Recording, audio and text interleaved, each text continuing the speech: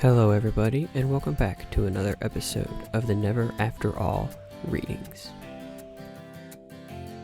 Today's reading will be The Courtship Fall by Corax, read by the Never After All.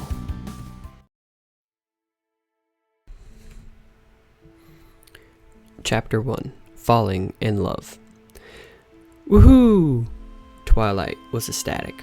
It had taken quite a bit of poking and prodding from Rainbow Dash and her mentor alike to get her to pay any attention to her new wings, and several more months of training still before she could really fly with any proficiency. Now, however, she was beginning to discover the joys of being free to go wherever she pleased, no longer bound by the tethers of gravity.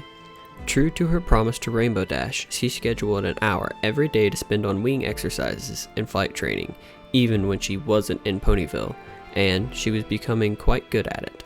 With a flourish, she landed on a cloud and nuzzled her marefriend, whom she had been sharing it with. Did you see me, Princess? Celestia? Her marefriend smiled indulgently.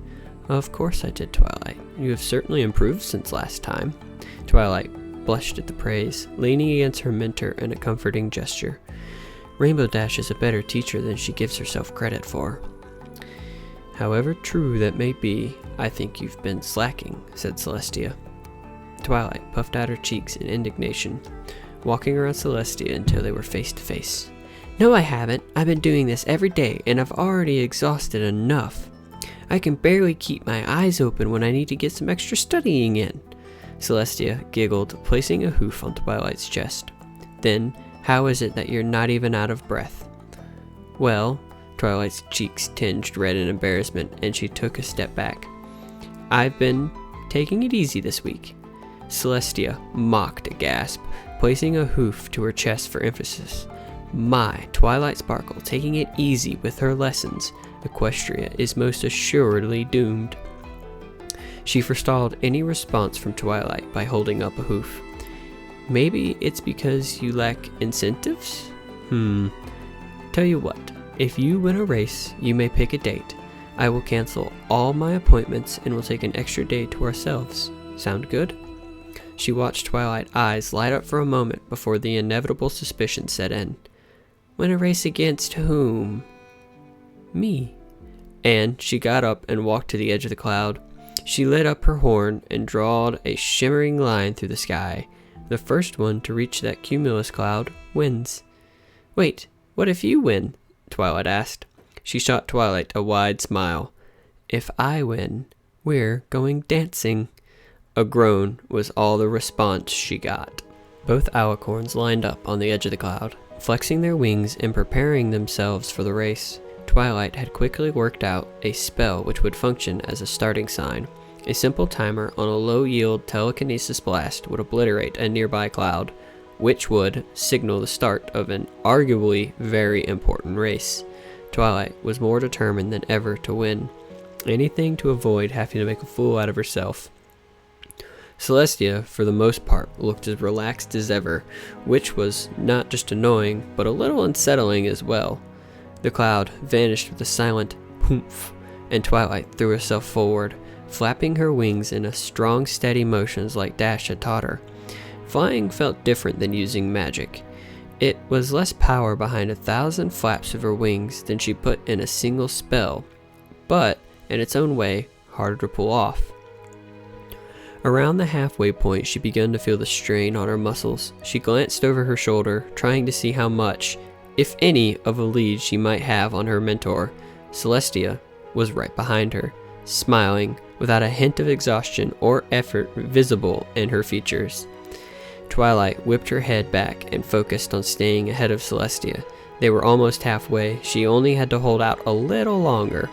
Celestia had apparently had enough, however, and slowly but steadily increased her speed, passing Twilight after just 3/4 point. Twilight let out a resigned sigh as she watched Celestia cross the finish line. While she herself still had a dozen yards of go, in the back of her mind she had known there was no way she could beat her lover in a race. Not with barely half a year of flying experience against the thousands of years Celestia had to practice. That did not change the fact that she would have liked to. She smirked as a devilish idea came to her, and she angled herself up slightly, no longer aiming to land on the finish line. Celestia stood on the cloud, doubting herself. At the start of the race, her intentions had been going for a leisurely flight and letting Twilight win the race. Stars knew they could stand to see each other more often. Yet, as it progressed, she watched Twilight struggle. She had let her natural competitiveness get the better of her. With a sigh, she turned around, resolving to make it up to her marefriend. Instead, she was tackled to the ground by a fast-moving purple mass of hooves and wings. The pair skidded across the cloud due to Twilight's momentum, coming to a halt near the edge, with Twilight pressing her lips to Celestia's in a deep kiss. Twilight broke the kiss rather quickly, having to let go and take heaving breaths of air. Celestia felt giddy, and before she knew it, she was giggling like a young filly. It took Twilight a moment longer to catch her breath before she joined in. Celestia craned her neck to kiss Twilight again, before wrapping the smaller alicorn in her wings and leaning back, sending the two of them tumbling over the edge. She watched the ground grow, getting closer by the second. She held Twilight close, feeling her lover's heartbeat rise with every moment they spent in free fall, until the young alicorn princess couldn't take it anymore. Princess! Shh, trust me. She felt Twilight bury her face into her neck and placing a kiss on her horn before returning her attention to the rapidly approaching ground. When she felt the time was right, she opened her wings and twisted around, weighting the strain on her wings against the maneuver she was trying to pull off. In a smooth arc, their rapid descent was reversed, and they came to hover just above the treetops. Only after it was done, she looked at Twilight still held in her forelegs and smiled. "What was that?" Twilight asked in awe. "That was a courtship fall, my Twilight. Pegasi in ancient times used it to show the world how much they trusted each other." She leaned down and nibbled on one of Twilight's ears, making the mare shriek and trying to disentangle herself. Celestia set them down on the ground and let Twilight go. Twilight stretched her wings and legs before sitting down next to Celestia, draping a wing over the bigger mare as far as she could. "A courtship fall?" Celestia nodded. Before Equestria was one nation, it was how Pegasi married. She let herself be pushed over by an enthusiastic marefriend. Twilight still had a lot of things to learn, but at least she was getting more than enough practice kissing and dancing, she thought with a smile. Hello everybody, and thank you for listening to today's episode. It's a little shorter. I just needed to get something out for you guys. I'm working on, I want to say, 2 bigger projects right now. I'm working on the fan fiction I talked about last episode with Fairly Odd Parents, and I am starting another fan fiction. So I'm gonna post the chapters individually. It will be 1 week Fairly Odd Parents, and then probably the next week or the next episode, whenever it comes out, will be the 1 or 2 chapters for the fanfiction I'm looking at.